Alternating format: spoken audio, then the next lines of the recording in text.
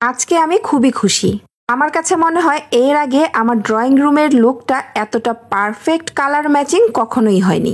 তো যে আপুরাই সবসময় বলেন আপু আপনার ড্রয়িং রুমের সাথে আপনার সোফার কভারের কালার মিলেনি, সেই আপুরা আজকে এই কমেন্ট করতেই পারবেন না, কারণ আজকে আমি একদম পারফেক্ট কালার মিলিয়ে সোফা কভার নিয়েছি। যেই কভার লাগানোর পর আমার ড্রয়িং রুমের পুরো থিমটা একদম পারফেক্ট মনে হবে।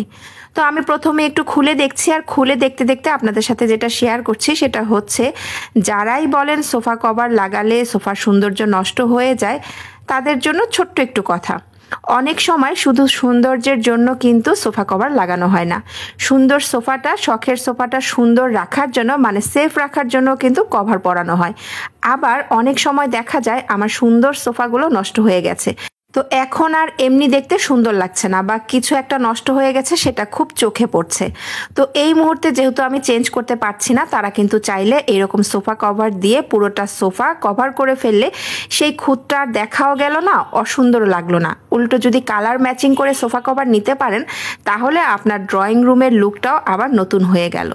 আমি যেটা করি, মাঝে মধ্যেই কিন্তু সোফা কভার লাগাই, আবার মাঝে মধ্যেই খুলে রাখি। আমার কাছে এমনিতেও ভালো লাগে, কভার লাগালেও ভালো লাগে।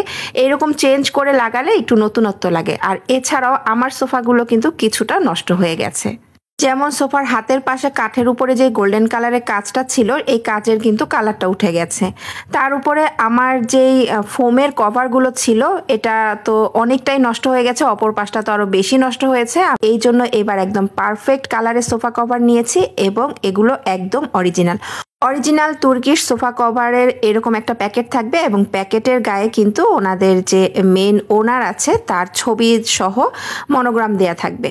তো মাঝে মধ্যে যেহেতু আমি সোফা কভারটা খুলি, আবার পরাই, আবার খুলি, তো এই কাজগুলো আপনাদের ভাইয়াই আমাকে করে দেয়, আর উনি করতে করতে পুরোপুরি এক্সপার্ট। আর এখন তার সাহায্যে আমি সোফার কভার পরাবো। তো এবারে সোফা কভারটা না আমার আসলে ভীষণ পছন্দ হয়েছে, যেমন কালারটা ম্যাচিং করছে, আর ঠিক তেমনি আমার কাছে মনে হচ্ছে এর কাপড়ের কোয়ালিটি অনেক ভালো। তো সোফার কভার পরানোর সময় সবসময় এই যে সিলটা থাকে প্রত্যেকটা কভারে পিছনের অংশে, এই সিলটা ধরে যদি আপনি পরান, খুব সহজেই কিন্তু আপনি যে কোনো সোফা বা চেয়ারের কভার পরিয়ে ফেলতে পারবেন।